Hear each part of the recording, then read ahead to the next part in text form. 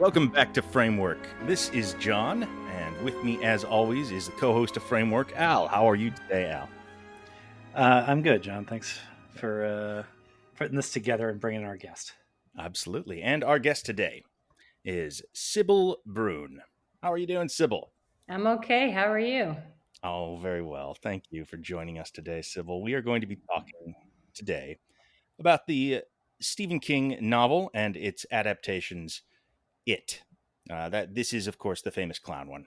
Pennywise the Clown, Losers Club, Devourer of Worlds, Fear Monsters. You know, the whole thing. He's the proverbial killer clown from outer space. He is the original. I forgot that was actually a thing from the book. That when it showed up in the second of the new It movies, I was like, did they just throw that in their own volition? But I think it actually was from the book. Oh yeah. He is a several million years old alien in the book. So not even really an alien. He's from the Macroverse, which is sort of a different dimension. But he does arrive from space. It's there's quite a bit actually that is weird and bizarre that is not fully understood about this book, I would say, even when you've read it. I just wanted to start by saying that when I went to record this today, I went to close my window, and I'm not lying when I say that outside my window was a little red ball looking much like a balloon. And I thought, here we go. I can't talk about this book without having that happen. It gets under your skin, right? It does. Yeah, you notice that stuff perpetually. There's a bunch of iconic images from this story. That is, been told and retold at this point as film and TV adaptations. I guess that's where most people are familiar with it. Certainly where I became familiar with it, I guess, would be the original, the 1990, not the original, the adaptation of the book, the 1990 miniseries starring Tim Curry. My impression is that's where most people my age kind of came to it. Yeah, I mean, I was a little too young to watch it on TV, but I definitely rented the double shell case from Blockbuster. Right, with the little Tim Curry opening the ripping off the side, and you could see the tape. Yeah, yeah. And it was production value at that time was very hit or miss on television. You might even say poor. Yeah. Yeah, Tim Curry did a lot of the heavy lifting as far as the effects went, especially in that. It was just his face and voice were horrifying. And then when it came time to do some more elaborate things, more of a mixed bag. I think that Tim Curry as Pennywise the Clown is iconic at this point for a certain generation. You know, the people who are a little too young for Freddy Krueger, I would say, from the 80s, anyone who kind of was starting to become a teenager around when the miniseries came out in 1990 or shortly thereafter. This was sort of the first big scream monster. That fucked with your dreams. Yeah. Yeah, I never saw it. Really? No. To this day. To this day. So it's actually on my list of things to do over, Rosh Hashanah. Fantastic. How appropriate. But because I came to it as the book, not as a series or as a movie. That's a really cool thing, because it's so hard not to have Tim Curry in your head the first time, I feel like. But you did, Sybille, you've watched the recent ones. I have. Part 1, Part 2 theatrical releases. Yeah. I'll say one thing in the favor of those movies is that they got a Pennywise that is doing a very different thing than Tim Curry, not doing an impression. And it mostly works, I think. That's hard. It's a hard shadow to get out of because he is an iconic monster in that thing. And there's only so many variations on Killer Clown you can do, I feel like. This is an interesting difference between them because they are very different performances. And I mean, it's hard to argue that the new one is more effective than Tim Curry, because Tim Curry became such an icon in this role. It's such a familiar performance, I guess you'd say, it is a killer clown, to end all killer clowns. But I mean, if you compare the two, what Alexander Skarsgård, or no, Bill Skarsgård, Bill. Yeah. He's kind of delivering a performance that is informed by the novel in a way that Curry is not. He is playing an extra dimensional being pretending to be a clown. He's you can see the work he has put into being this thing that is sort of beyond human understanding and only barely kind of understands humans. Whereas Tim Curry is quite plainly just like so he's an evil clown, right? Okay, here's an evil clown. Yeah, there's a glee in with Tim Curry to the evil, which is I think ultimately scarier, but also that's just informed by watching it when I was 11 versus watching it when I was 38. It does not work as And well now. Yes, but also, yeah, that's it. It would be a pointless, exercise in futility to try and just outdo Tim Curry in his own game. So I think it was the right move to do a different take on it. And I think the parts where Pennywise is most effective in the Bill Skarsgård version is where it's sort of like the clown thing is an imperfect mask that this inhuman creature is wearing, that it can't it's not fully keeping up the facade. And I think like the sort of subtle moments of the performance that indicate that are really unsettling, and they're undercut when it does just the giant CGI rows of fangs bopping out. yeah, I'm a sucker for giant CGI rows of fangs. I have to admit. Really, you don't prefer prosthetic fangs? I mean, I enjoy them both. But when the mouth unhinges at a weird angle, goes back to his back of his ears, and he's got like 3 rows of sort of cantilevered teeth that descend into glowing orbs of light. That was an effective CGI for me. I enjoyed that.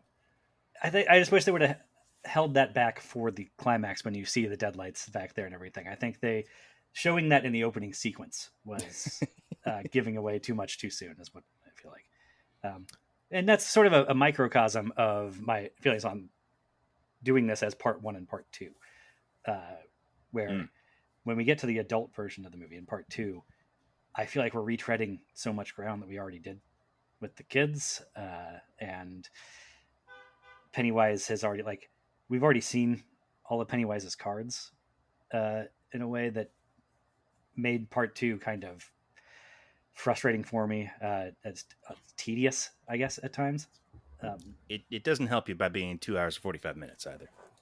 No, good God, why? The entire second act of that movie, I couldn't believe it. It was just like, all right, now we're gonna split up and everybody's gonna do their own side quest. Go collect it. Go do your own scare. I mean, it's really almost like he's just saying this to them, like, guys, we don't have enough plot for a movie here, so we're all going to separate and go find our own plot and bring back a plot device, okay? And break. That is an addition of the film, by the way. Yeah, the scavenger hunt. Yeah, they all have, the way it is presented in the book is literally they're at the Chinese restaurant and Mike says, okay, so I think what we should do now is everyone should split up and you should just walk around, Derry, and just think about stuff. And I don't really expect everyone to come back, but I just have a feeling that's what we should do. They don't have little talismans or anything like that. It really is just, it's about 150 pages of just like, go out and see if you can have a clown encounter on your own. I mean, that restaurant scene being I think one of the best in the book. Yeah, it doesn't actually get better than the Chinese restaurant scene when you get right down to it. This actually points at what is so difficult about adapting this material, though, which is that all the driving narrative, all the clear, clean story all takes place with the kids. The adult sequence is very much like a weird kind of reflection on the kid's story. It is about how that affected them as they grew, how it affects them to this day, the trauma that they have held from that. And the narrative is really just going through the paces of the same thing, but as adults, revisiting childhood tears as adults, which is a major theme of the novel. It is not as clean a narrative. And because the book is structured in such a way where it is all kind of happening at once, it flips back from one era to the other. It works structurally. It all feels like a cohesive whole, but when you split it into a part 1, part 2, here's the adult section is necessarily going to be lesser. It's going to not work as well. And it's something neither adaptation figured out, I would say. I think the TV version figured it out better. I mean, Not that it didn't even figure anything out; it just apes the book more directly. And I think splitting up the kid stuff and the adult stuff into their own movies is a mistake that kind of. I mean, I don't say that it's a total failure as an adaptation, but the Well, it second bites him movie, in the ass in the second one. yeah, It really helps him in the first one, I think. Yeah, I mean, it's hard to say. The first one functions as a movie unto itself, as like a gorier version of Stranger Things. It it works. And then in the second part, you get a lot of stuff that I guess worked in the book differently or better. Let's start with like the entire thing of that all these kids or all these adults now have amnesia about what happened when they were kids. And oh boy, I can go on. I could go off for a while about how amnesia is like the worst plot device in all of fiction, and it's so overused and it's horseshit, like all the time. But in the cases where you can make amnesia kind of work, I think it's important that the character and the audience are sort of on a level playing field, like say the Bourne Identity or something, where uh, that is sort of an exciting mystery, finding out about this guy's past along with him. When the character doesn't realize or doesn't remember something that the audience knows already, it's just frustrating, is my opinion, and that's all of it. Part two. Yeah, I mean, it's a tough thing to track because there's 7 different characters, 8 if you count Henry Bowers, all Too many. remembering different things at their own level, at their own pace, and to keep track of who knows what when is a little difficult. I mean, you think Mike got it, basically has it all, but he doesn't exactly. Uh, there's things he doesn't know or doesn't understand correctly. That's emphasized in the movie too. Makes it more confusing. But we Yeah. also know, like from part one, we've already learned that Pennywise operates by Tinkerbell rules. Essentially, you know, that's Yeah. his whole thing. That his weakness is when kids are not afraid to him. And like, you know, like all good interdimensional beasts, his one secret vulnerability is blunt force trauma. Being hit with sticks and clubs. But I do think that like that's where you can do something in a book that you just can't do obviously in the movies, right? Because I'm thinking about that scene, especially that moment in the Chinese restaurant. I remember in the book it talks about Mike remembering what he doesn't remember, right? And you know, King's narrative brings out this is the moment when Mike knows we all know something because we're not eating the cookies, we're waiting, so we must have known something. And I feel like the book or the movie isn't able to replicate that in a way that makes, well, because you're right, it's so annoying. But in the book, I never felt like I knew it. I felt like I was learning alongside the characters. But in the movie, I was like, I know this already. We already did this. Yeah. Well, yeah, because in the book or even the TV version, it's the kids' storyline and the adult storyline are both moving forward like at the same pace and together, and like they're hitting their climax at the same time. You're not going to the climax of the kids' story and then doubling back Right. and having the adults learn and remember it. The adults are remembering stuff in the book, but it's as they remember it, it's as we are learning it for the first time. Right. So that sense of discovery, it keeps us like tied to their perspective more tightly, and in a less frustrating way. That we're just watching them go on their little mini adventures in the second movie is just it just gets tedious. I'm like, oh God, we're really gonna do 7 of these in a row? Yeah, I mean, again, like you can get away with this in print, you know, like it is a memory play in some sense, you know. It's all about like this is what it felt to be 12 years old, you know, like Mhm. you know, this is the sound that the cards made when I attached them to the spokes of my bicycle, you know, all that. It gets you into a place with this where you can kind of just go in and out, and the narrative doesn't actually have to move forward directly, and it doesn't for several hundred pages because it is a reverie. And I don't know. People probably would complain about that. It's an 1,100 page book.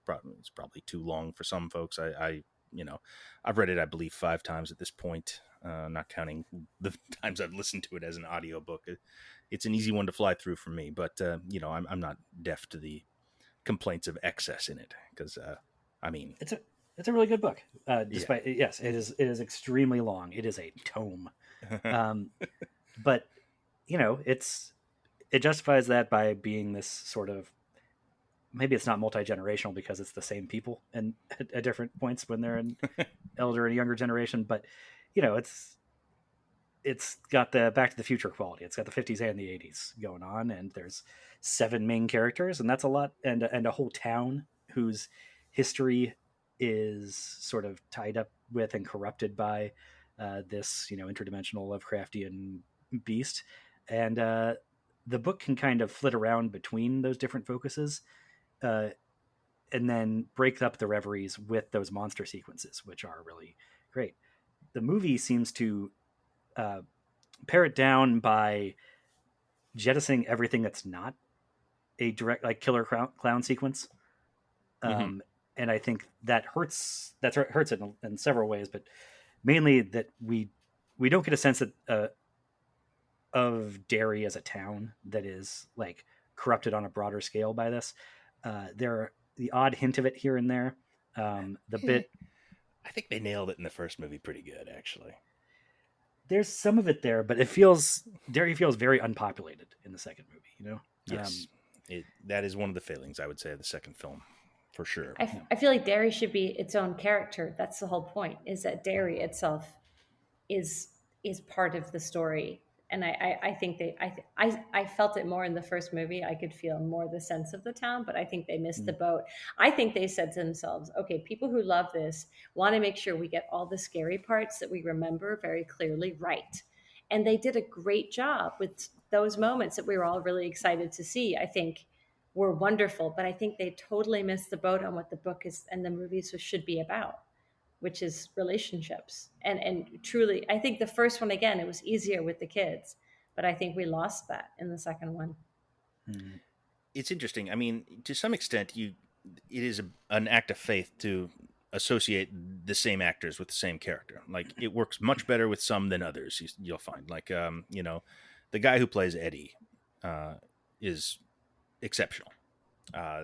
Great character actor, and I think he nails the James vibe of the Ransom. kid. Yeah, that really carries one to the other. I think Bill Hader and Finn Wolfhard carries pretty good. James McAvoy does not feel like that kid. No. The guy playing Ben. If that performance worked, I would remember his name. I don't.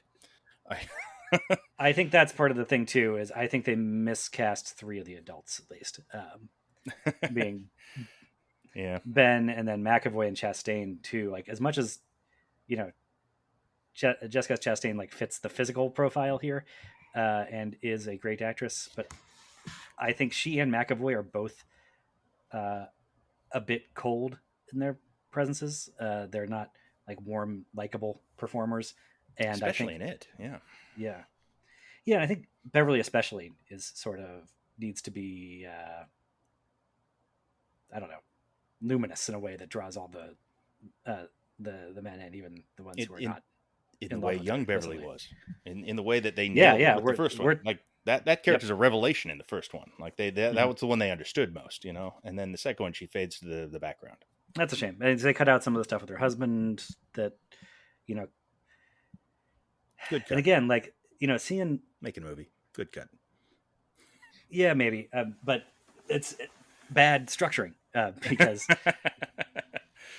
in the original version, in the book, where you're seeing her, you're meeting her as an adult in this abusive relationship, and then you're dipping back and forth into her past and seeing how relationship with her father kind of formed the person that would end up in that relationship. Except in the way when you cut them up into 2 pieces, and we watch the whole first movie where she's like becoming self-actualized and seems to sort of banish the demons of her father, and then it grows up and gets amnesia and forgets and like just does it all over again. And that's, again, it's frustrating where it should be tragic, I guess. I mean, it's very intentional, at least. That she in the book abusive. Yes, I mean, yeah, in the movie it's there because it was in the book, for sure. I mean, that's a massive part of that. I want to get into this actually. The real world hatred and violence that informs it, because it's a lot more present in this story than most Stephen King stories.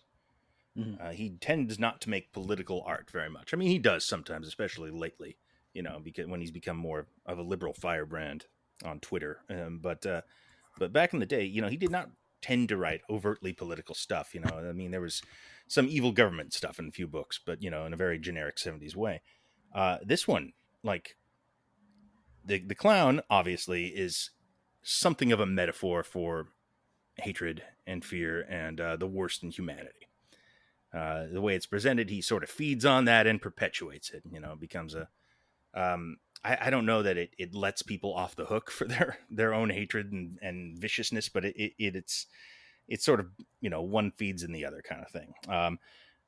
This book includes early on a very disturbing gay hate crime. Written in the '80s. This was. It has a lot of racism, a lot of N words in it. Coming out of the mouth of bad guys mostly, but sometimes Richie. And it has this incredibly detailed sexual abuse plotline with Bev, with her father, and then physical abuse with her husband. And these are like huge political charged ideas to be including in your killer clown story. It is very direct. It makes it clear what's going on and why it's there, I think. But I don't know. Is it distancing to have those in there? Is it too much? Or is it necessary to give this thing its weight? Because I mean, I remember when you were watching the movie the other night, Al, you were just like, "Wow, that opening gay hate crime. How about that? That was a lot." And it is in a movie that is about a killer clown. Ultimately, my message there was about how I watched the first part one when I was down with the flu, and I watched on my laptop when I was quarantining in the guest room. It's not the best circumstances, really. And then I was sitting down to watch part two on the big TV, and my wife sat down saying, like, "Oh, maybe I'll watch this with you." And opening sequence is that incredibly violent, vicious hate crime, and I was just actually like, "Oh man, the wife's loving this so far." Right. Right? Yeah. I'm sure. But that's going back to that one.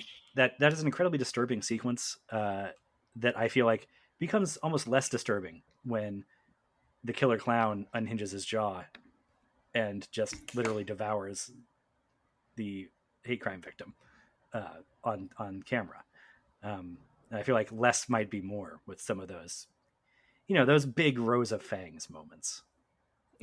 I mean, I think the other piece for me is that I don't, I mean, who's to know what Stephen King's intention was, but I think initially I found it was something that I cared about the book because the book seemed to care about things that I cared about. Right. And so at the time, I think King is really highlighting societal issues, especially in the era of AIDS and, things that are happening around him. And we see at this point that now we've come to a point where we're not comfortable even using that as a means to express something, which I can understand. So I think it can be alienating now, but I don't think that I'm not sure that I know how one adapts this book honestly without including some of those pieces in it. Obviously assuming that we all understand that it is horror, right? Like this is, anything that's horror, you often see things that we're not comfortable with. And I think that I very much looked at it that when I saw the movie and I was like, oh, this is now reads as just horror and horrible, but not necessarily relevant the way it actually seemed to be when I first read it, like when I was younger. Does that make sense? Oh, sure. That is the great license of horror. That is what is so remarkable about this genre. You can do stuff in horror because it has this veneer of evil clown. So you can take this stuff on directly in a way that people might recoil at or not be interested in or just be offended by in a straightforward story about gay hate crimes. More people are going to get that if it comes in the form of evil clown movie. Although, to what extent that works, it is effective in the way it is in the book, probably not much. It kind of feels like another one of those things that is in the movie because it was in the book, but it does, adhere to the underlying structure of the thing, which is human hatred drives this thing. And let's not forget that the cops say that it's not, in the book, I don't think it actually comes up, right? But the idea is that we never hear about the clown because it's too easy to just attribute all of the horrible things that happened to Adrian to humans, and that always Yeah. struck me. So there is a there's witnesses of the clown, and they're just like there's no political motivation for us to pursue this clown angle. Like, it Right. makes no sense. We're gonna lose the conviction if we do that. Like that's the whole thing, and so that gets brushed under the rug and kind of ignored, and it becomes easier to explain that event. It becomes a much simpler thing. But is that the weird part though? Because in real life, there's no clown either. Right. It's just these drunks, these assholes. Well, I suppose the in real life you'd have to say that the metaphor there is that the killer clown is structural racism, inequality, whatever that underlies crimes that the justice system pursues as isolated incidents, and studiously avoids addressing larger structural. I like this. Issues. Yeah, Derry is Baltimore in The Wire in this. This is great. Yeah, This is. I mean, But I think it's a character unto itself. Yes, but I think going off what Sybille was just saying, that there is a dimension. I feel like the movies, by dialing the aperture down to where you're cut off most of like the larger Derry, history, community, like Derry as a character unto itself, you lose some of that like sociological subtext stuff, and then Pennywise stuff, it just becomes like about therapy for these kids. That he just represents the personal demons of these 7 characters that count. He does function that very way as insular. well. I mean, he also is that. What's great about Pennywise as a creation is that he is all things. He's as a horror creation, he gets to be the Wolfman and the clown and the giant spider thing and just a creepy old lady or and your mother fixation, and the bully from high school. Every single thing he can be. Yeah. And American racism. And he's like he's all those things and of it, and he is created by it, and he feeds it and perpetuates it. And that I think is actually astute, how there's not really a chicken or an egg, I think, when it comes to like the nature of evil and stuff. It's both created by man and then warps man into creating more of it. Like that, you can't untangle that like the into clown. Just like So I think that's a question that the book asks too. Like, is there a Derry without it? Is there humanity without it? I think. Right. This is why this is such a great book. I think this is, the narrative itself is effective, but the underpinning, like the visceral understanding, I think that people all have of this story, is what keeps it going. Even if it can't be vocalized, even if it's not something you're consciously, taking from it. I think this is why the story works, why both adaptations work, even if they are not, they have various problems and flaws and outright bad things in them. They still they're functional as adaptations of this story because it's such a good idea. It is such a strong idea. It's so easy to identify with these characters and with the ideas that are being put down in this form of the clown metaphor. There is, it's also some of King's best character work that helps too. But is there a more visceral, more effective short horror story than the opening of this story? The storm drain and the clown and the paper boat. It's incredible. Every version of this film, a version of the story nails this scene. It's the signature moment. It seems like no matter what you're doing in terms of trying to adapt this, like everybody just assumes we're starting with that. That's the opening scene is this. We know that. And then I think in the newer version, they gave a little too much away up front, but it's still very effective as a little vignette on its own. So much so that like the second movie kind of has to recreate it with that bleacher scene. They're like, we need a version of that. Yeah. It's an effective scene. Yeah. Scary. But and it should be like, but I think my problem with where I don't think some of this stuff is scary after a point is that Pennywise's shtick becomes apparent in the first movie, that he's not he's just playing with his food. He's not really going after them. That anytime a kid stumbles like through a door or over a fence, like that's all it takes to get away from him. Yeah.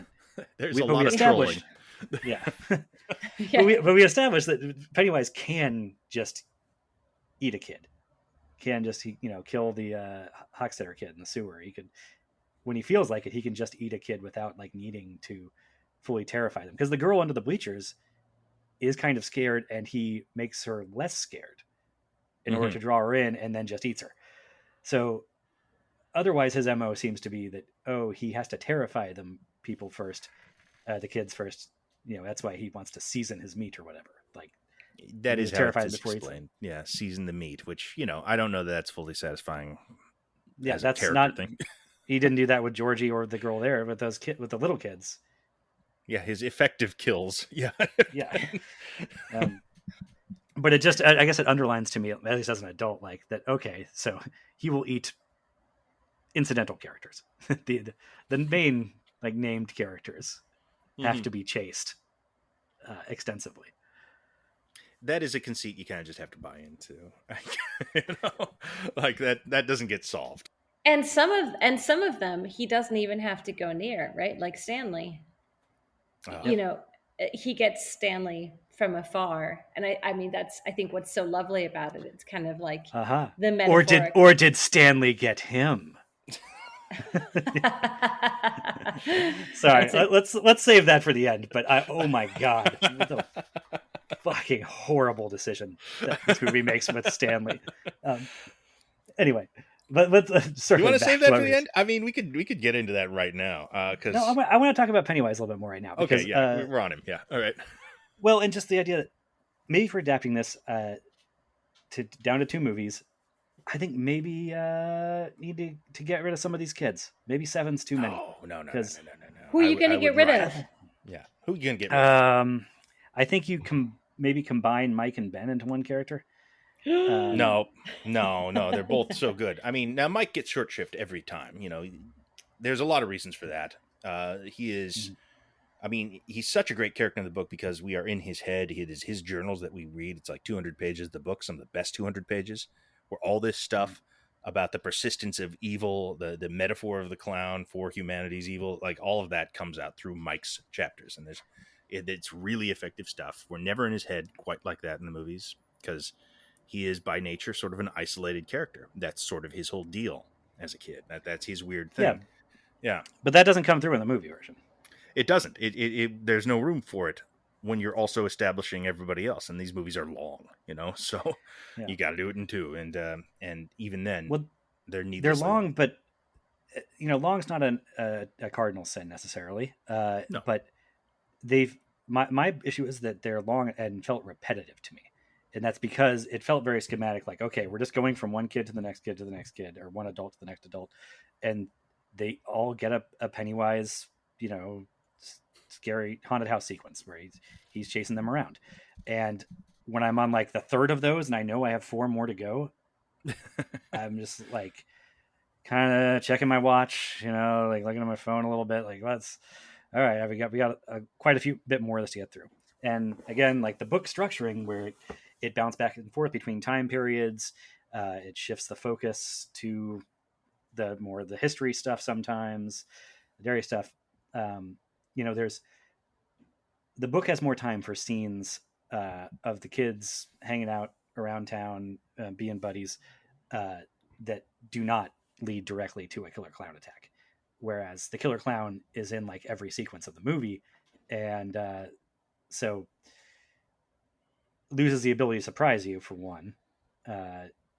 It becomes so relentless that it's kind of numbing, and also you lose the subtext of that he is underlying this sort of classic Americana community. It's sort of the Blue Velvet David Lynch idea of like the movies don't sell that there is a surface level of dairy that is a fun, nice place to be that people like at all. Well, I don't think that there is. I think it is a rotten place in a way you can't see. It is kind of a bone deep, like this Well, place. maybe There's that something maybe wrong. that's They sell this in the first movie. They do.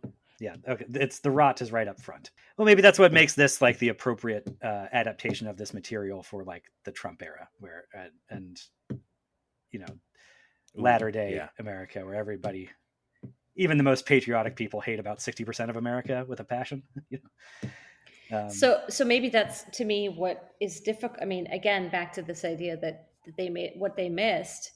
To me, is that I think it's a book about hope. I think that it's not that every moment is rotten. It's that the moments that are rotten are like the most awful moments we could ever imagine. But the little moments in between that the movie skipped, that the new movie skipped, especially in the second one, are the moments of hope and like building of humanity that I think that you're supposed to. I came away from this believing that Stephen King thought we were redeemable. yeah, I Well, thought so too. he's The that's movie, generally his idea. Yeah. Sorry. yeah, you're right. The movie doesn't make time for that though. It's just No, packing in more killer clown stuff. right. And those, some of those sequences work better than others. I tend to think that the CGI in these movies really lets it down for the most part. Whenever there's heavy CGI, the fortune cookies, I think the leper didn't look very good on my screen. Kind of like the leper. Paul Bunyan, for God's sake. I, There's I'm probably no way to make the Paul Bunyan thing I'm a actually fan. scary, but I enjoyed the Paul Bunyan thing. I mean, scary, whatever. These the thing is with this story. I mean, I sometimes I'm surprised when people describe it as scary. Now I've been through it so many times that's not really the role it has for me anymore. I'm not going to it for scares. I'm kind of going for the stuff about childhood and the stuff about humanity and the stuff that about what binds us together, what fucks with us as we grow up, the trauma, all the other things in there. And I'm just, oh yeah, and it's also a horror movie. I forgot about that, or rather a horror novel. And so as a result, Paul Bunyan I really enjoy. I mean, well, it's just goofy. It's fun. It's childhood kind of haunted house shit, and I think there is room for that here. I almost don't hate it just for being such like goofy and different than some of the other stuff where it's just rotting monsters and feral clowns left and right. But I think where this movie or these movies is most effective is this the unsettling like more subtle bits. Things like the creepy librarian just standing there in the back, like in the deep background, Mm-hmm. at its sort of unnatural pose, or like the mural that you see briefly where it looks like a mother might be about to drop her child down a well. Yeah. Things that like suggest the influence of it. I mean, one of the best parts of the first movie that gets at the whole like sociological thing is when the bullies are literally carving up Ben with a knife, and then the adults drive by and ignore it, and you see the little Pennywise's balloon in the back. And what exactly does Right. that mean? Does that mean that they're fake or that they're real adults? But it's just Pennywise's influence that makes everybody in Derry look the other way whenever they see something horrifying happening. Or would they do that But anyway? Yeah. Yeah, Mm-hmm. Exactly. I exactly. think that's the point, right? Yeah. Yeah, I wish that the movies were trading on that more consistently. Like that was a thread. It seems like the maybe the hate crime stuff in part 2 was meant to sort of introduce that, but I feel like it fell away so we could do our side quests in the middle of it, Yeah. and then I our big therapy session at the end. I do believe that that is largely attributable to Cary Fukunaga worked on the first movie script and not on the second. So I think that's one of the reasons the first movie works better. I believe. With a little more insight into this stuff, I would have loved to see the Fukunaga version, but I don't know. I think the Muschietti films are functional, like I said, so I'm not mad at them, but it is a shame that doesn't exist. I've read the Fukunaga draft, and it's all about this stuff. All the weird stories, the weird shooting of the Bradley gang sequence from the book is in there. All the historical dairy little pieces that you would naturally cut because they don't actually forward the story but adds so much to the story at the same time that you want to see him Right. in there anyway. Yeah. There's that great scene, that line in the Bradley game thing, which is one of the Mike chapters, and he's talking about it, and he's interviewing a guy who was there, an old man. And he's like, "Oh yeah, that day, everybody had an excuse for why they weren't in town. Every single person, they had an alibi all set up for why they didn't happen to be in town that day, but they were all there. Actually, I know, I saw. I don't mind telling you. It's great old time Mainer stuff that Stephen King loves to write. Um, it's it's creepy shit, He does and that that's well. yeah. Oh man, Yeah. better than anyone. And that's the stuff that sticks with me. The fire at the black spot. That's an incredible sequence in Stephen King. One of the best. It's so hard to fit into adaptation because it is separate from all the characters who are involved in the narrative. But man, is it Right. creepy. Yeah. And it's about this stuff directly, racial animus in the 1960s. It is interesting that the original novel and the first adaptation, it is the 50s and the 80s. And the new ones are moved the past to the 80s and up to our present day, which are three periods of time that are sort of really, really distinctly. Well, I mean, I don't know if that we can't really say the new era is idealized in mass media, but I bet it will be later. They're both kind of like the 50s and the 80s are both these times that have become fertile ground for Hollywood to sort of idealize and show as sort of banner periods of time and existence in America. We've Stranger Things is doing this, and this was very much the case with the 50s when I was a kid. Happy Days, whatever. There are also But times. don't you think that's because that this is just the grown-ups that make movies and TV shows that we're all looking back. So our parents' generation looked to the 50s, and we're the ones making the movies now, and we look to the 80s. But was there a time when the 70s were treated that way, or the 60s, where there was an idyllic American experience at that moment? I think the link is that they were conservative times. That there were You times think of so? I would Interesting. thinking, I think yeah, that tracks. like the 80s, was Reagan and AIDS and mass consumption, which are all like kind of things that we think pretty bad right now, at least we think. But at the time, yeah, everyone was well, we're all talking about how great the 1950s were, and but now it's kind of replaced it. The 80s have in our collective psychosis of what the past used to look like.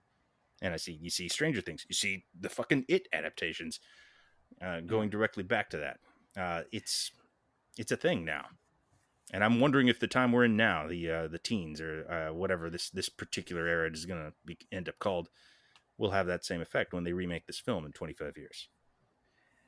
I don't know. It feels to me like, in the moment at least, that there is such a divide between the first half of the teens and the second half of the teens.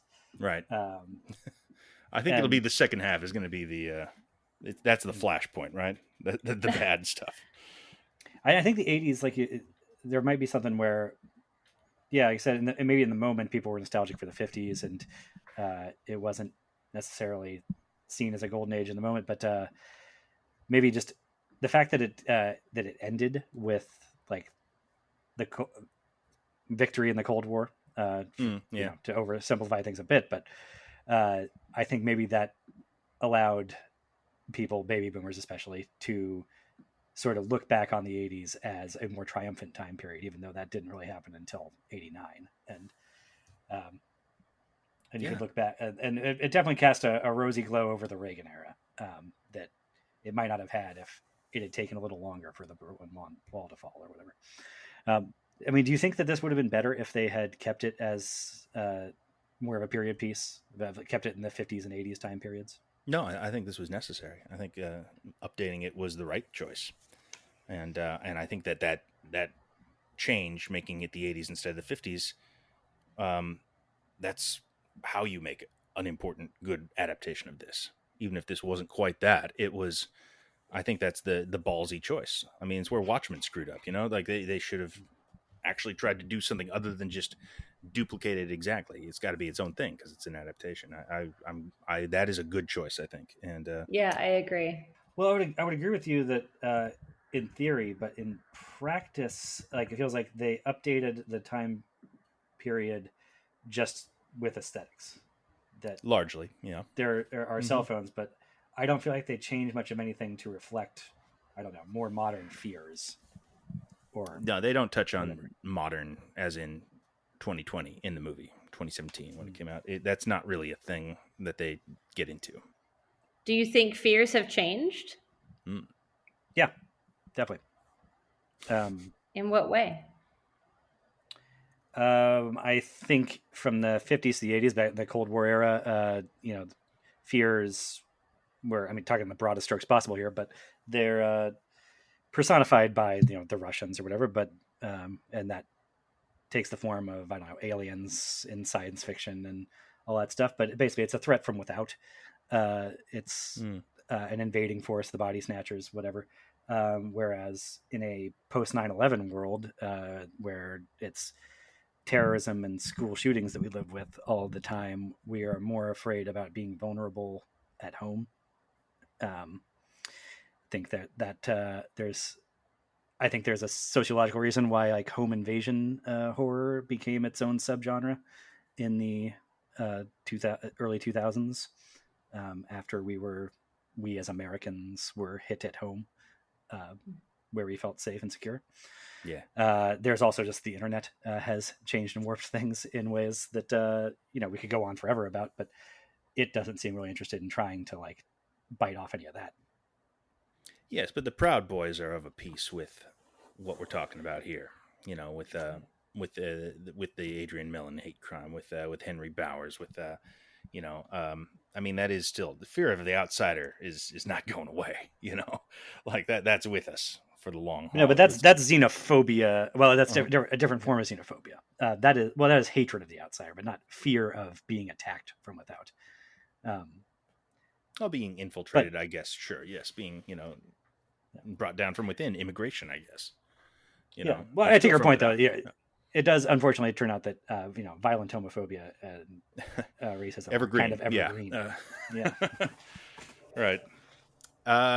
And that is, so that will always work in the intended way, I suppose, with it. There will always be the. Well, it's such a malleable construct that it fits almost any subtext, because right.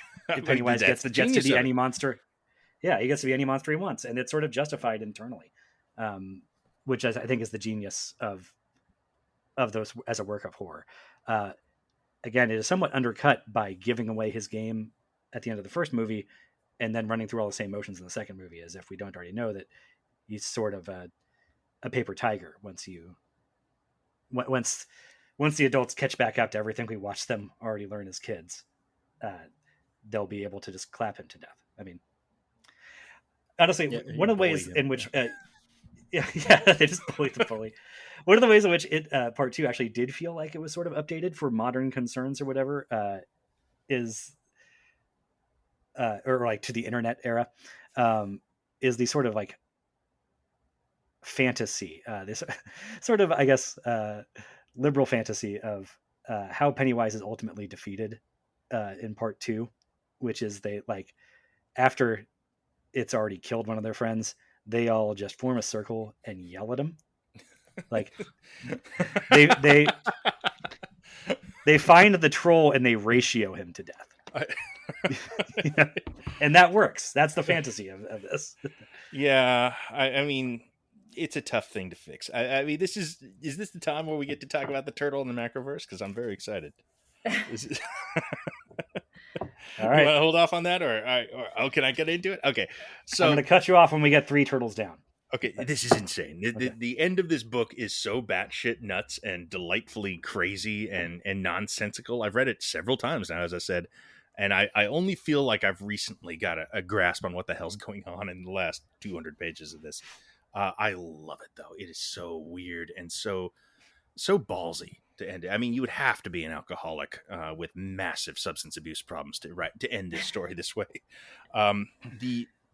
like if I just to try to explain what's going on, which is that that Pennywise is sort of a negative half of of two ruling beings that exist in a place called the Macroverse, which is sort of a space between spaces or whatever, not exactly space, that has access to all universes, which might have come from the turtle. He might have vomited them out, or maybe that's just some universes. It's not entirely clear. They have a psychic link to one another. The turtle is dead. They've been existing in this place for millions of years. Somehow, along the way, Pennywise, who we find out is female, has become pregnant. Now, for some reason, not in any of the previous millions of years. There's eggs for baby Pennywises all over the place.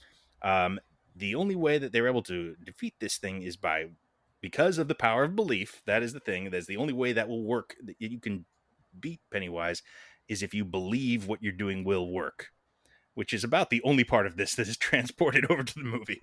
And then they read in a book at school about something called the Ritual of Chud, which is a laughing contest with a Wendigo from Native American folklore that they then, because they have childhood belief powers, transpose onto their experience with it. And it is described as both parties must bite the tongue of the other and make that person laugh. And the first one who laughs loses, but they don't actually do that. It becomes a metaphorical journey through the outer reaches of the Macroverse. God, I said I understood this. That was a good summary. How do you end this way? How is this? I mean, it's so fucking nuts. I get why no one tried. I'm almost confused why they bothered to include the turtle references. It's so completely. The turtle references are not heavy-handed or anything. Like they're not distracting. I think if you haven't read the book, if you don't have an eye out for turtle references, you're not going to notice it. Right.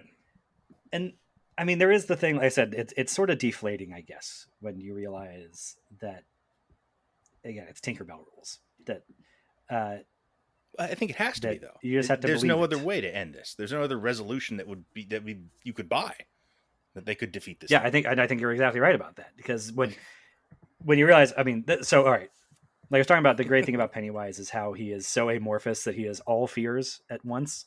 So he's this creature that embodies fear as a concept, and when you follow that through, like with any sort of like thematic logic, it has become about the power of fear. And then what is the counter to the power of fear is the power of belief, or laughter in the face of fear.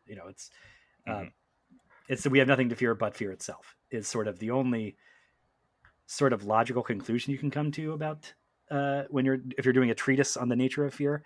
How you incorporate that as a plot point is a sticky wicket that I don't think any version, including the original, which is a book that I greatly enjoy, fully nails. Well, I always felt like he had a different book in him, and he just didn't have the energy to start over. And he was like, "Oh, fuck it, I'm just gonna put it all in here." And yeah, it's weird and out of left field, but doesn't matter. We're just gonna go there. I feel like you could say that about several of his larger tomes, especially. Like that feels like not having read the Tommyknockers in 20 years. I feel like that mess. Probably could apply. Yeah, I mean, it's giving it credit to say it had a good idea to start with in that case. But Under the Dome was the big recent one, where they just like the last 100 pages are just like, fuck, I guess this is the end. It's one of those situations. This one I like though. This one it's so weird, and I mean we haven't even got to the orgy in the sewers, which I mean, well, I must ask: is there anyone who thinks that belongs or thinks it works? I don't think Stephen King even thinks it belongs anymore. I don't think it took him until 2017 when they were adapting this too. I think in this came out in, what was it, 86? When the book came out or something around then? Yeah, I think by 1990 he was like, yeah, that that idea was something in my head and it's something else on paper. And I've heard his shoulders. I've heard a lot of explanations on why it's okay. Well, I've read an essay on a sexual abuse survivor who found it empowering, gave it a new way to look at sex. It was a really heartfelt argument. I No, I don't think it works at all. It's insane. It's a crazy person wrote that. It's so bizarre. I mean, it's from Bev's point of view, and it's literally like she is comparing the sizes of their cocks in that sequence. It's insane. Like, why is this in the book? And well, it's sort of, I guess it's just a first thought thing about the literalizing the transition from childhood to adulthood. It's so literal. Yeah, it's a very drunk, very high, 37-year-old man or whatever he was at the time had that thought, and he must have been on a roll. 900 pages into this. So, yeah, no going back now. Was not slowing down at that point. That's what I can explain. I routinely tell people to just stop about 100 pages before the end. They've kind of gotten what they need. It is post-clown death as well. They've defeated the clown at that point, or not even the clown, the larger entity. So it is kind of, well, it goes back in time. No, you need it. You need the whole thing. You need the whole messy experience to really fully get it. Like, you can't stop 100 pages from the end of an 1,100-page book. I mean, it's that Dark Tower thing. Defeating the clown is the worst euphemism I have ever heard for pubescent group sex. It works. I mean, it does now because of it. I think you could call that. You could make a Pennywise joke if you were trying to come up with a metaphor for a child orgy, and people would get what you mean. Yeah, there's not a lot of other touchstones, like culturally. An unrelated child orgy. I think it's interesting though. You say that the essay by the survivor of abuse who did find value in it, and I think that sometimes that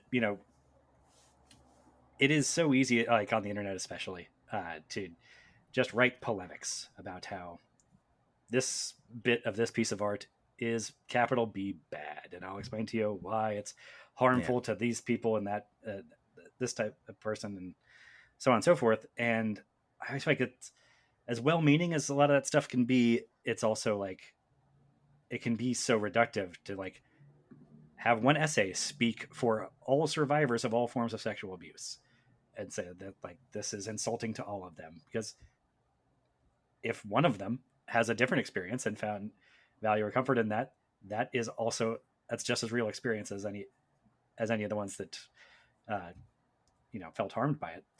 And I think generally that's just how it goes with art. You get it. The nature of art is that it is not the same thing to all people. It is different. The same work or object can be different things to different people and to have different effects on them. And it's far be it from me to say that like one artistic choice is just the right one and one is bad, and that is uniformly bad from a objective moral standard. However, the Stanley suicide thing okay.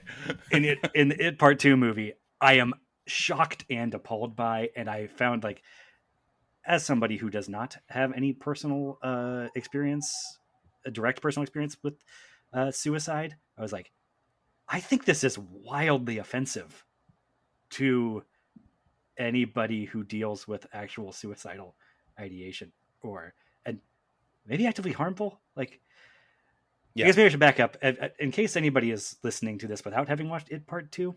One of the most striking things about it, the story, is that it opens in the present day with the adults, with one of the adults when they get the call to come back to Derry. Again, in It Chapter 2, very nice that we got 7 of these phone calls in a row. Like that works in the book. It's 100 pages. It works. Yeah, it's spaced out, and you spend more time with them. But it's just one scene after another after another. And now you get the phone call. Now you get the phone call. Now you get the phone call. And they all have kind of the same reaction to it. But one of them, when they get the phone call, and in the book, we just get sort of mysterious references to you have to come back, and it's back. And this guy says, okay, I'll see you tomorrow. And then goes in the bathroom and cuts his wrist. And commit suicide, and that sets up the stakes. Yeah. And again, sidebar on that scene in the book, it's terrifying. When I was a kid, it didn't work for me at all. I was just like, these are adults. They're talking about how difficult it is to be socially Jewish. Could we get back to the clown, please? Reading it as an adult, it's one of the scariest scenes in the entire book, which is your spouse of several years kills themselves for no reason that you have no understanding of. Terrifying stuff. It is bracing and horrifying, and it is very upsetting when you're of age. It's like a Pet Cemetery thing. Once you kind of get it and you know what is really going at play, it's a very upsetting scene. Yeah. And it's still upsetting in part 2, but it's not as effective when it comes 20 minutes in after we've seen all these other phone calls and we've already seen the entire first movie. Where,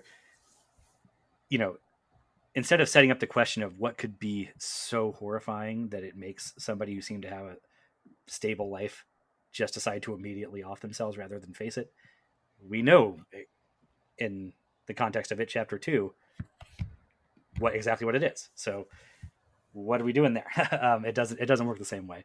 And maybe they knew that, or maybe they just thought that it was too harsh, because at the very end of the movie, the other characters get a letter that the suicide guy wrote to them all, that plays with a voiceover of him giving the schmaltziest reading of how this suicide was actually a favor to them. That it was, he knew he couldn't do it, so I decided I would take myself off the board, and that's my gift to you guys. And you could play that, I guess, as more of like I'm sorry, like he needs to be distressed and be like, I'm so sorry, you guys, I can't do it. The best I can do is not weigh you down by doing this. And I love you that much. Yeah. And not my wife, apparently. Not her at all. Oh, God. And that could be like a sad and depressing thing, and I think more true to how people with suicidal thoughts actually think of things. That like, not like, oh man, I'm going to do this and everybody's going to be so happy. It's more, I'm such a piece of shit that this will make everybody mad, but they'll be better off without me. And that is a dark and twisted thought that the movie plays as an uplifting, like Forrest Gump type thing. Yeah, what a guy. It's just these platitudes about, he's telling them like, go out, be like we were as kids, like what we learned, like be loyal and be brave and all that. And, go be brave. Well, guess it's time to go slit my wrist and scrawl a horrifying, inscrutable message in my own blood on the wall for my wife to find. Like, what the fuck are we doing here? Yeah, that is probably the biggest misstep of either film. It's one of the biggest missteps I've ever seen in a film, period. Like outside of something like The Room, or like, in a mainstream movie, like dozens of professionals read this and signed off on it. Like, Bill Hader doesn't seem to have that bad a taste generally. James McAvoy doesn't seem that tone deaf, but somehow it's got through. I'm utterly appalled by it. It was a really bad choice. Yeah. All right, hey, I got that off my chest.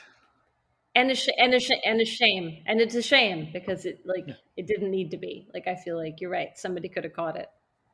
Yeah.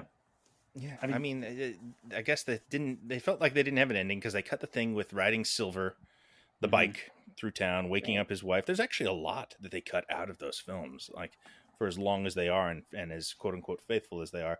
They don't have Silver. They don't have building the dam in the Barrens. They don't have they touch the slingshot with the silver dollars melted down bullseye. All this like key stuff from the story is just not in that movie. And they don't have that.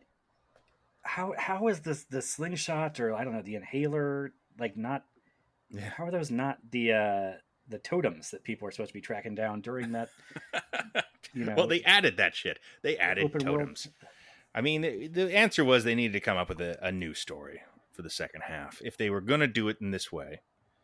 which is, I guess not impossible, but they needed a story for the second half, and they kind of just stuck with what was on the page, but took a lot out of it. They added some things that you're not sure why, cut some stuff that was sort of like, well, I don't know, that seemed important to the book, that Audrey was, that Bill's wife was involved, or that Bev's husband came back. That they were just like, fuck all that. Just a bunch of quests, and I mean, I don't know. I think I like that movie more than most people. Because it still it still has the taste of the thing I like. It still has a lot of the plot points, a lot of the characters that I care so much about. So I'm kinder to that film than most. But I mean, at the end of the day, I mean, it's not unlike the original miniseries, which is very imperfect, very bad outright. Sometimes it still kind of works for me because it's been so long since I've seen that one. I can't remember if it has the same issue as this, but like we were saying, the stuff that they lost of the kids building a dam or whatever, just them hanging out and being friends. Like, I think you cut some of the schematic repetitive scare sequences and you put in some more of that stuff, and it makes the scare sequences you still have hit harder. And because the problem is in part 2, I feel there's no sense that any scene starts that it could just be a normal character based scene where you're not going to be attacked by a CGI monster. Where like there's never a moment when Beverly goes back to visit her old apartment when you don't think that the old lady is going to be Pennywise, like that maybe it's just an old lady who lives in Derry. Or when we have that flashback to, I know she's the goddamn clown. It's so hard for me to get in that headset at this point. I'm just like, oh, this is the witch in the gingerbread house scene. Oh, I like this. Going in, I'm looking for those scenes. I'm looking for. But Paul I think Bunyan. but the thing is that I think you have the quintessence of the book in your heart as you watch it. I think about people. I feel like they just lost, again, the relationships are the pieces that are missing. And so you're right. It just becomes like sequence upon sequence of like really well executed, sometimes not as well, horror, which is okay if you have the relationships with you. But if you don't, I think it just becomes like a horror movie, and we miss all that. Yeah. I think they're mostly pretty well, very well executed. I mean, in a lot of cases, like the witch in the gingerbread house there, that when Beverly's in the apartment, the stuff where just the old woman is being creepy in the background and just like skittering around in the shadows. Suddenly she's naked back in the shadows. That's great. It's even knowing that this is a killer clown movie where a killer clown's going to attack. Like, I still like recoiled from the screen during little bits of that, where things are just not right. And then eventually she comes lumbering out as a 12-foot tall naked CGI monstrosity, and it's like, well, that part's not scary. When I couldn't see what she was doing back in the kitchen, that was scary. Right. If there were any non-monstrous like humans in Derry that we got to spend any time with, maybe that's the whole point. That's the whole point. There aren't any. I don't think that's how it is in the book. That I think Derry needs to be able to approximate an actual town a little better, just so that every scene doesn't start with such a presumption. Like when there's a flashback in part 2 where Ben's at school and he has a little fantasy about kissing Beverly, and then of course she turns into Pennywise because what else is she gonna do? But and it's like in a version of this, which I think the book was more of this version. I don't remember about the TV series exactly, where there were a few more scenes where Pennywise did not attack. Say, oh, maybe this is just a flashback to a nice moment between these kids as these characters. And if there's a little bit of doubt to that, I think that stuff plays better. But when it's just, I think the 7th out of 7 of or it's 6 out of 6 of those, go get your totem, have a horrifying flashback sequences. It's just such a fait accompli. Like, okay, let's just get to the killer clown. Like, we know he's there. If bring out the 12-foot naked monstrosity. Let's just do it. If Pennywise really wanted to fuck with him, what he should have done is like ghosted like 5 of them. just just screwed with like 2 of them relentlessly, and then never appeared to the other 5. Yeah, just Until they're like gaslighting them. 80. Yeah. Yeah, yeah, gaslighting them. Yes, exactly. I would have been That would more have been a little effective more for him. modern. Yeah. Yeah. Well, missed That will be opportunity. the sequel known as Not It. Yeah, it's just one person who's all childhood friends who'd be like, no, you remember we fought this clown? Like, what the fuck are you talking about? Of course we didn't do that. But there's 6 people telling you did. That fucks with you on a human level. Yeah. Are we right? We're rewriting it for the the 21st century version. When they when they redo it 30 years from now, we'll Yeah. incorporate some of these ideas about gaslighting and the internet and everything I mean, it into the was childhood phase. personally for me.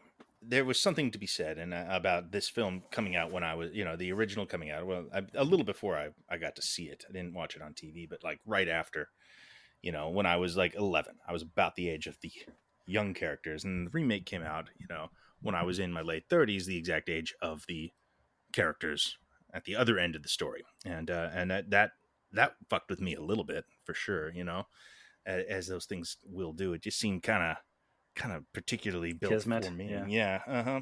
And so I don't know if they're probably going to do one, 25 years from now. I don't know. Maybe they'll add old people to it. That'd be fun for me personally. I don't know how they'd fit, but something along those lines. Do that. I don't.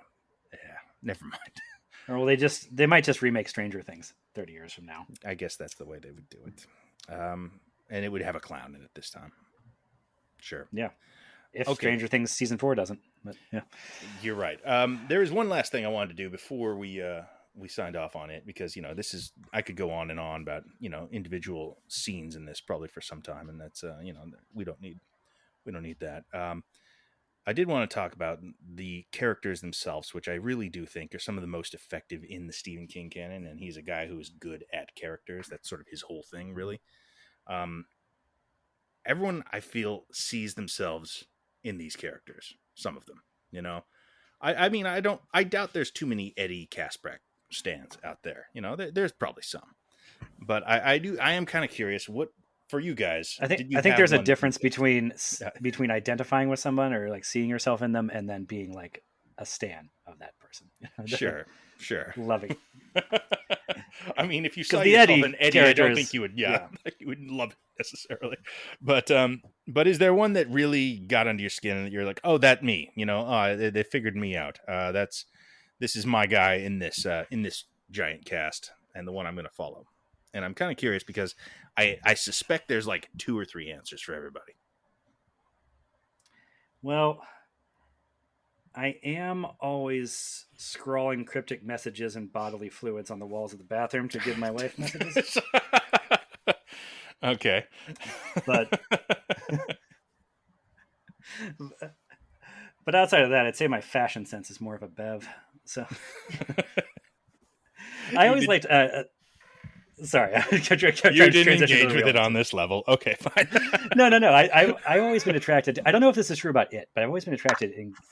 I always loved King's like jokester characters. So that'd be the Richie in this one. Richie, I feel, is actually maybe he's a better version of it in some ways because he is genuinely unlikable, and his jokes are not that funny. But the way that it is a sort of constant, unable to be shut down defense mechanism, and the way that I think in some author's hands this would just be a comic relief character, but the way that King finds heroism in that humor. So I guess I liked Richie in the movie version because I like Bill Hader, but I almost like the Cuthbert character in The Dark Tower has a lot of this DNA in it as well, in a more fantastical setting. Total Richie, yeah. But how it's their way of engaging with horrors is by constantly mocking it and themselves and cutting everything down. I find something relatable about that, as well as frustrating. But I like what that type of character type brings to things. I mean, I feel like, I read this as a young adult. Like I hadn't Yeah. seen the movie.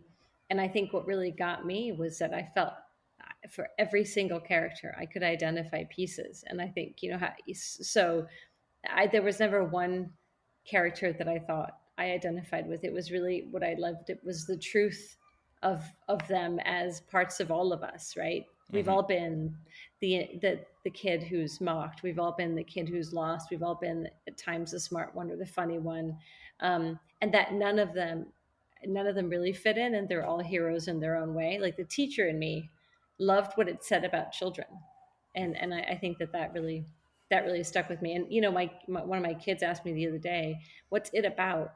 Hmm. And the other one said, "Don't tell them, it's going to scare you." And I said, "No, it's about friends. It's about Mm. what's complicated about humanity." And that to me, so I think there was never one. It was more all. Did you also tell him to stop reading at page 900?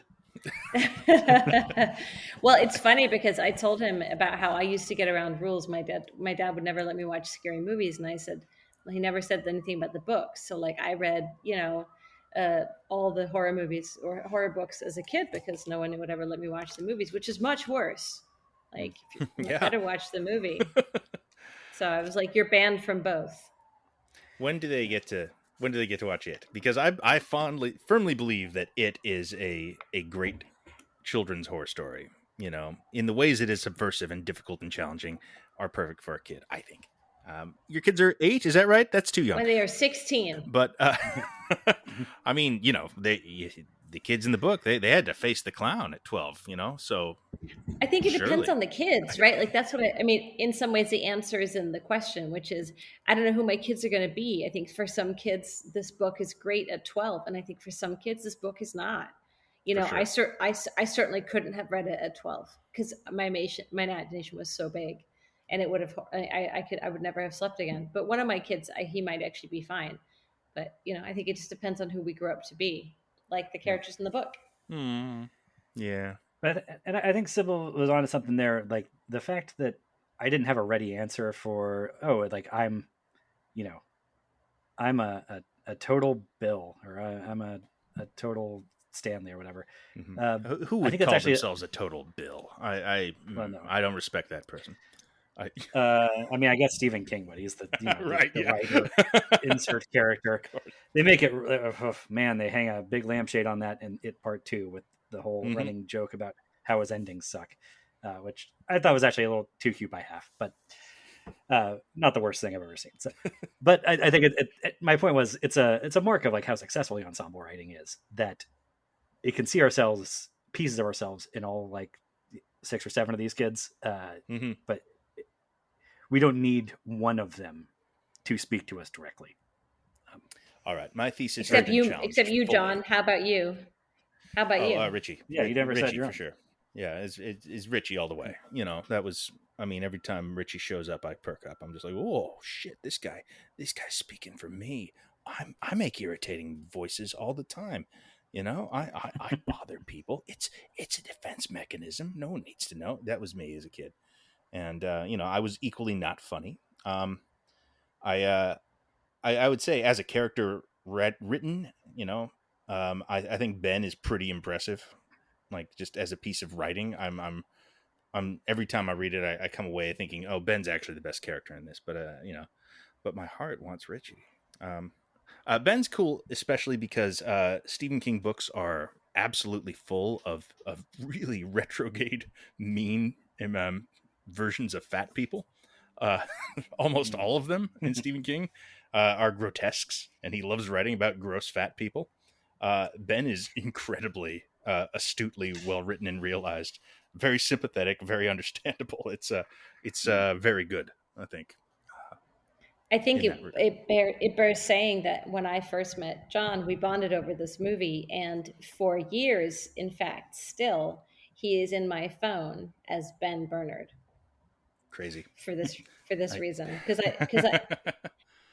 I think that there was always traits that you had that reminded me of that character more as an adult.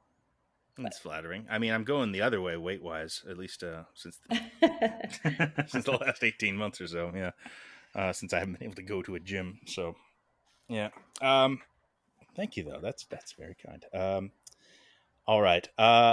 Any last thoughts on this? Any last thoughts on childhood and the trauma that we take with us, and space clowns and turtles and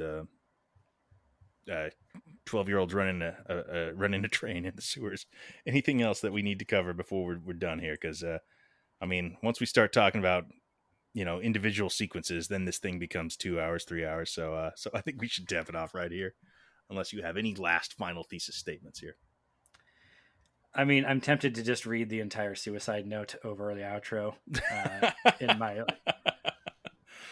warmest Morgan Freeman tones, but it'll just piss me off. I won't be able to even finish it.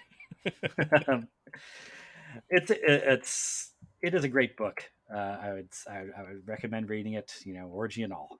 It is a great work of horror and sort of twisted Americana, and just one of the best. Stephen King's maybe known for other things more, but a great capturer of childhood. Yeah. Forget that he wrote Stand By Me.